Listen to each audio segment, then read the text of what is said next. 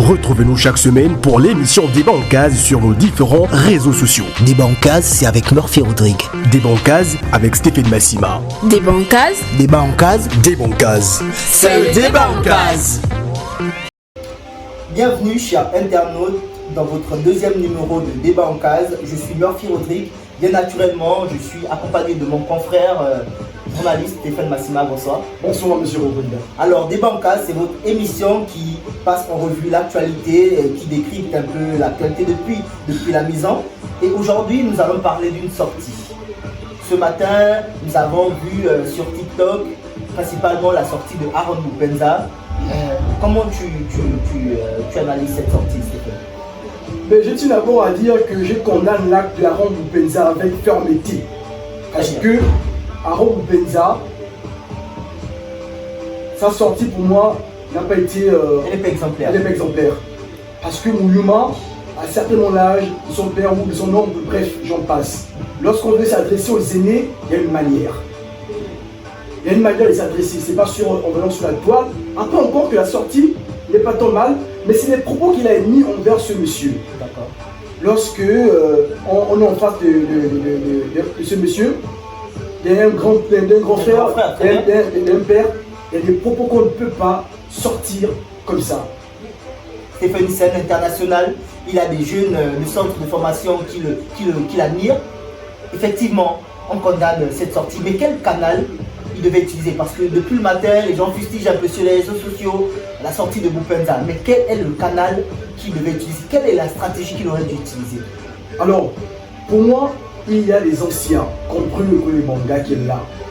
Il y a Mario Hénin qui fait office de deuxième capitaine de l'équipe nationale du Gabon. Donc il devait aller vers ces cadres, ces aînés. Justement. Mais également, dans le staff technique, il y a Eric Moulungi. Un ancien international. Il y a aussi le deuxième coach qui est un ancien international. Mais également la presse, monsieur Rodrigue. Bien évidemment. Il peut également aller s'adresser vers la presse. Voilà, justement. Prendre attache avec un journaliste. Que ce soit mieux structuré. Et je pense qu'il y a beaucoup qui l'ont fait. Donc il pouvait utiliser cette méthode. Moi, je pense que la méthode n'a pas été la bonne. Après qu'il peut, ok, il vient sur les réseaux sociaux, mais les propos, je condamne les propos avec fermeté. Donc, chers internautes, vous l'avez compris, la sortie de Boupendza se situe à deux niveaux. D'abord, le canal qu'il a utilisé, il n'était pas le bon. Il aurait dû passer par la presse. Il aurait dû, pour le deuxième coup, prendre attache avec des cadres de l'équipe ou des plus âgés, tels que Bruno Koulibaly ou Pierre-Emerick Aubameyang. Encore que Pierre-Emerick Aubameyang, il est un peu plus ou moins n'aime pas vraiment faire des sorties devant la presse. Alors, il devait prendre attache avec des journalistes. C'est comme ça que ça se fait d'ailleurs avec d'autres. Effectivement, les joueurs professionnels, c'est ce qu'ils font la plupart du temps. Pourquoi ne pas utiliser ce canal? Alors, mais la philosophie de Mouyouma, oui. La discipline, est-ce que tu partages cette philosophie-là? Alors, monsieur Rodrigue, moi je le dis oui. Pourquoi je le dis oui?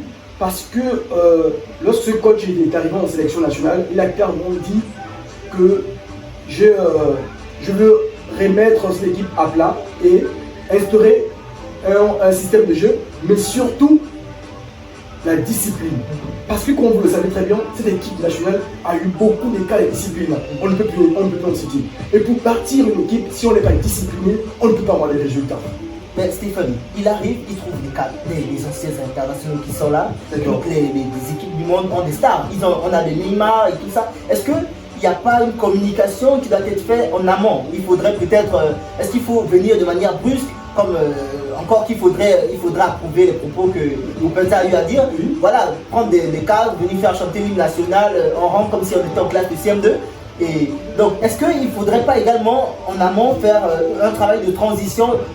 Préparer mentalement ces joueurs-là par rapport à la discipline qu'il a envie d'instaurer. Mais je pense que ça a été fait par Mouyouma. Lorsque Mouyouma prend la sélection sur le Portugal, il appelle la plupart des internationaux au regroupement. Pour d'autres, ils sont absents, je ne sais pas pour des raisons, peut-être qu'ils ont été expliqués en interne. Mais Mouyouma a appelé tout le monde pour bâtir une équipe. Et il y a certains qui n'ont pas répondu. Mais, au vu de ce qu'il a dit à la presse, c'est bâtir une équipe avec du sérieux, mais également avec une discipline, en instaurant un système de jeu. C'est ce que nous observons. C'est ce que nous voyons avec Thierry Mouyouma. Il ne fait qu'instaurer la discipline. Maintenant, s'il y a des joueurs qui ne sont pas aptes à être disciplinés en équipe nationale, ben, ils vont s'écarter tout seuls. Ils vont s'écarter tout seuls, monsieur. Il y a de gros enjeux en vue. Il y a la qualification pour le mondial. Cette qualification qu'on rêve depuis des années. Il y a également la qualification pour la Coupe d'Afrique. D'accord. Est-ce qu'il ne faudrait pas trouver, est-ce que la méthode aujourd'hui utilisée par Muyumba est la bonne? Est-ce qu'il ne faudrait pas d'abord composer avec ces cadres où tu dis qu'il faut complètement mettre à plat, il faudrait reconstruire cette équipe? Quelle est la méthode? Pour moi, honnêtement, cette génération, moi, je pense plus qu'elle pourra gagner une Coupe d'Afrique des Nations. André Poko, Ibrahim Bon, pour moi, ils sont au crépuscule de leur carrière en équipe nationale du Gabon. Pour moi, si c'est que les anciens peuvent faire, c'est d'accompagner ces jeunes. De rentrer dans ce nouveau système de jeu, on accompagne ces jeunes. Parce que pour moi, c'est l'avenir du football gabonais. Parce que il y a cette génération dorée, pour moi, n'a pas pu. Minimum, il fallait qu'on gagne une Coupe d'Afrique. Justement, c'est pas. Pour moi, honnêtement, il faut qu'on puisse instaurer une nouvelle dynamique. Il faut qu'on ait un nouveau système de jeu avec des jeunes qu'on peut compter sur l'avenir. Pour ces éliminatoires, c'est bien. Pour moi, honnêtement, ces éliminatoires, que l'on part, on ne bat pas en Coupe du Monde. C'est pas le plus important. C'est pas le plus important. Pour moi, c'est de bâtir quelque chose. C'est de bâtir un système de jeu qui pourra nous servir dans l'avenir. Moi, je prends le cas de la l'UCC. On lui a donné 7 ans au Sénégal pour bâtir. Les résultats sont palpables. Voilà, on a une Coupe d'Afrique, une finale, et bien évidemment. Pour terminer, s'il te plaît, s'il te plaît. Sénégal, bon, ça veut dire qu'on doit faire confiance à nos coachs. Quand on regarde, c'est l'équipe nationale du Gabon. Mais si on veut prendre les gens qui ont les résultats, mais les coachs locaux ont fait partie. Quand on prend Dacosta en 1996 qui amène le Gabon pour la première fois en quart de finale. Tu fais bien de le signer, Stéphane, parce que généralement, nous on se dit que lorsqu'un coach vient de l'Occident, c'est là où il est pertinent, c'est à ce moment qu'il peut produire des résultats, alors qu'on peut compter sur les sélectionneurs locaux. Justement, c'est ça. On prend le cas de l'ancienne Etienne, Bourneau, qui a amené le Gabon la Coupe du Monde, la CAN de moins de 23 ans. Bien sûr. Parce que je crois que c'était en Afrique du Sud ou au Maroc, je ne sais plus trop si. Mais ce sont ces coachs. Ouais. Donc il faut qu'on apprenne à faire confiance à nos coachs. Il y a des coachs qui sont venus en Occident, en Europe, qui étaient pitoyables. Je ne vais pas citer les noms, mais certains experts de football le savent qu'il y a des coachs qui sont venus au Gabon, honnêtement, qui n'ont pas le niveau. D'accord. Et il faut effectivement qu'on puisse faire confiance à nos entraîneurs. Muyumba, il est là. Faisons confiance à Muyumba. Muyumba, ce n'est pas 4 jours qu'il est là. Mais faites confiance d'abord à ce monsieur. Et on verra après. On a fait confiance à ces expatriés. Pourquoi ne pas faire confiance effectivement à nos coachs locaux? Effectivement, Stéphane, moi je partage ton opinion, je partage ta philosophie. Cette équipe a besoin de discipline, elle a besoin de rigueur. Et ce que le sélectionneur Muyumba est en train de faire, c'est extraordinaire.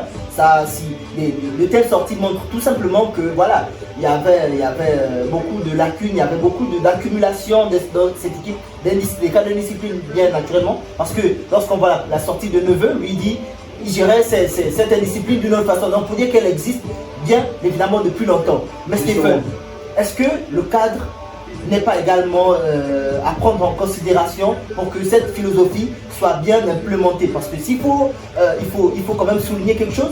Récemment, on a vu la sortie, une sortie chaotique par rapport à la communication du nouvel équipementier de l'équipe nationale. Effectivement. La professionnalisation de la fédération, Stéphane, est-ce qu'il ne faudrait pas mettre l'accent là-dessus pour que, effectivement, cette philosophie aussi, elle passe crème, comme on dit, auprès des joueurs? Effectivement, Rodrigue, il faut que la fédération gabonaise de football puisse mettre un cadre professionnel, comme vous le savez très bien, ces joueurs, Pierre-Emerick et autres, les Aaron Paysan, des clubs UP quand même. UP. Lorsqu'ils viennent en équipe nationale, il faut un minimum de professionnalisme.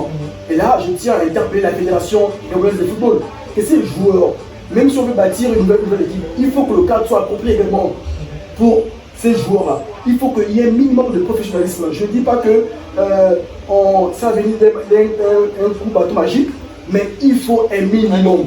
Voilà, il faut le souligner, toutes les fédérations ont des petits problèmes de fonctionnement. Justement. Mais ce qu'on demande, c'est un minimum par rapport au paiement de primes, par rapport au billet d'avion, par rapport au casernement et tout le reste. Justement. On demande juste le minimum à la fédération. Justement, l'équipe nationale a trop subissé ces problèmes. Il faut qu'à un moment ça s'arrête. Il faut que la fédération puisse mettre un cadre approprié pour ces joueurs et que nous puissions retrouver voilà, notre équipe nationale. Il y a peut-être, c'est pas 15 ans en arrière, lorsqu'on disait l'équipe nationale du Gabon ressemblait à celle du Brésil. Alors, c'est super ce que tu dis, Stéphane. Donc, pour résumer un peu notre débat, parce que vous l'avez compris, chers internautes, nous arrivons à la fin du débat en case. Boupenda, il aurait dû prendre la tâche avec un média. Il aurait dû peut-être se rapprocher des anciens. Des cadres.